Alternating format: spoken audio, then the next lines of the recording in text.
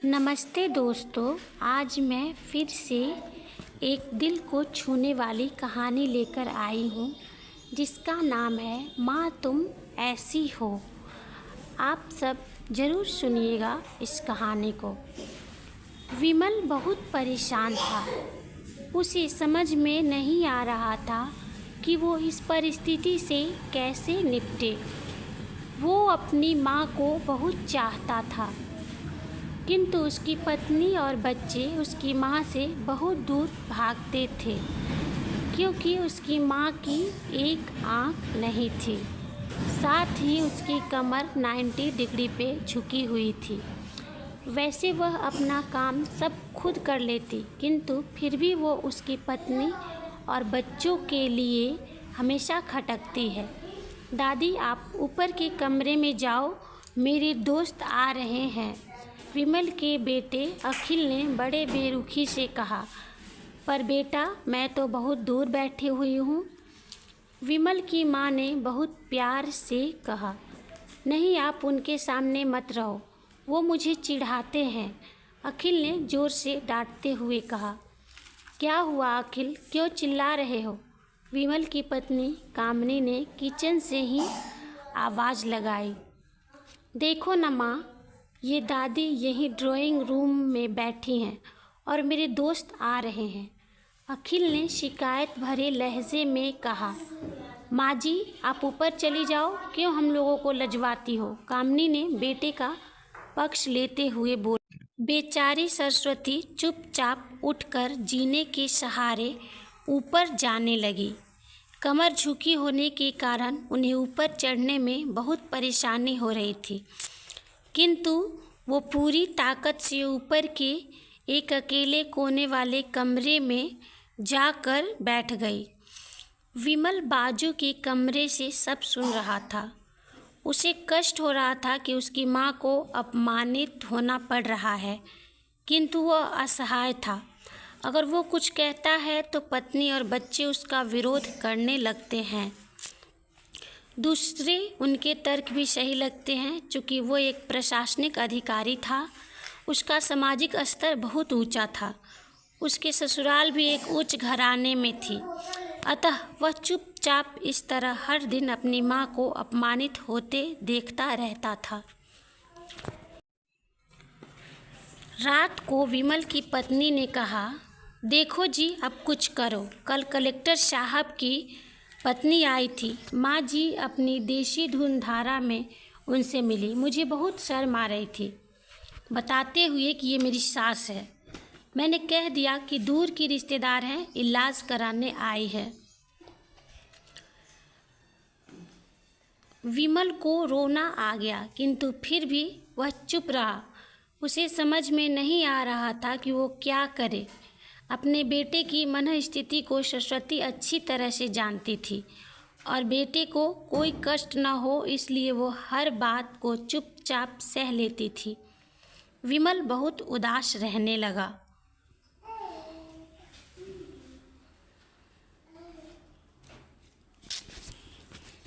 एक तरफ परिवार और सामाजिक स्तर पर जीने की प्रतिबद्धता थी और दूसरी ओर माँ। आखिर माँ से अपने बेटे की यह हालत नहीं देखी गई। एक दिन उसने अपने बेटे से कहा, विमल, बहुत दिन हो गए हैं, मैं अपने गांव जाना चाहती हूँ, मुझे वहाँ पहुँचा दो, मेरा यहाँ मन नहीं लग रहा है। किंतु माँ, वहाँ तो कोई नहीं है, तुम्हारी देखभाल कौन करेगा? विमल ने आश्चर्य से पूछा। अरे, सब गांव वाले तो हैं और वो तुम्हारे मामा जी तो उसी गांव में रहते हैं, और फिर हम सारी व्यवस्थाएं कराएंगे ना। कामनी को तो जैसे मन की मुराद मिल गई। हाँ बेटा, बहू सही कह रही है, सरस्वती ने लंबी सांस लेते हुए कहा। विमल जानता था कि गांव में माँ की देखभाल करने वाला कोई नहीं है, लेकिन अपनी पत्नी की जिद के कारण वह अपनी माँ को गांव छोड़ने पर विवश हो गया।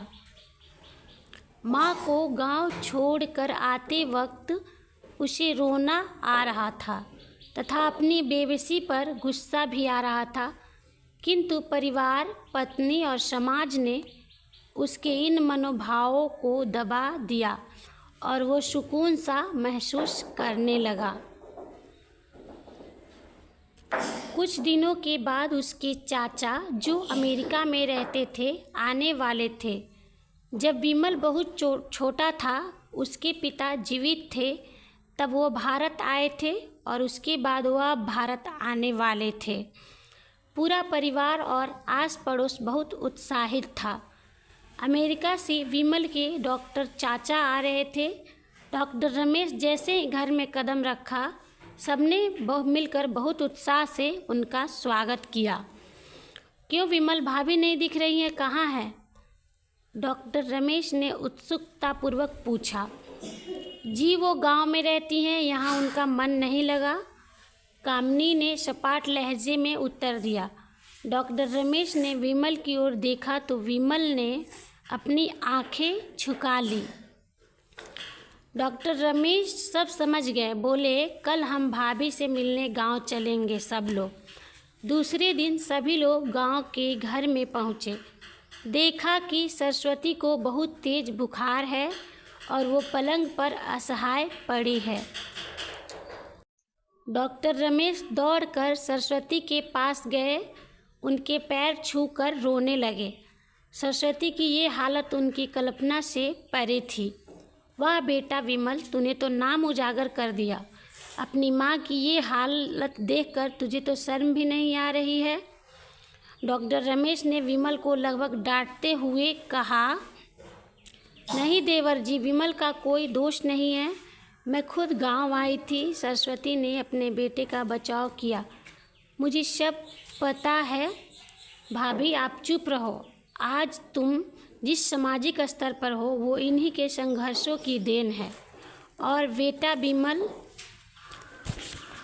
तुम्हें शायद मालूम न हो कि बचपन में जब तुम 1 साल के थे, तब छत से नीचे गिरने के कारण तुम्हारी एक आँख फूट गई थी और तुम्हारी रीढ़ की हड्डी में भी समस्या थी।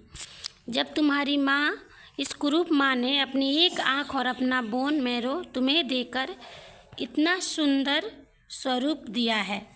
कामिनी बेटा, इतने सालों तक संघर्ष करके बेटे को प्रशासनिक अधिकारी बनाने वाली इस संघर्षशील औरत की तुम लोगों ने यह दशा कर दी। तुम्हें ईश्वर कभी माफ़ नहीं करेगा। डॉक्टर रमेश की आंखों से अश्रु जलधारा बह रही थी। अब भाभी आप मेरे साथ अमेरिका जाएंगी, यहाँ इन स्वार्थी लोगों के बीच नहीं रहेंगी। डॉक्टर रमेश ने सरस्वती से कहा। विमल को तो कांटों तो खून नहीं था। डॉक्टर रमेश जो उसके चाचा थे, उन्होंने जो राज बताया, उसके बाद तो विमल को यही लग रहा था कि उससे ज़्यादा पापी इंसान इस दुनिया में कोई और है ही नहीं। वह दौड़ता गया और माँ सरस्वती के कदमों से लिपट गया। माँ, मेरा अपराध अक्षम्य है। मैं जानबूझकर चुप्पी साधे रहा,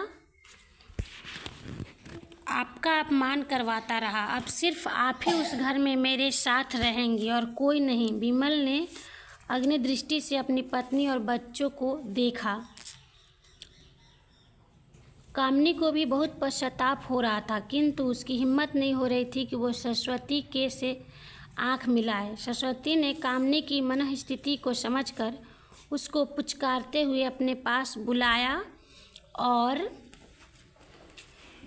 विमल को डांटते हुए कहा, खबरदार, जो मेरी बहू को मुझसे अलग करने की कोशिश की तो तुझे ही घर से बाहर निकाल दूंगी।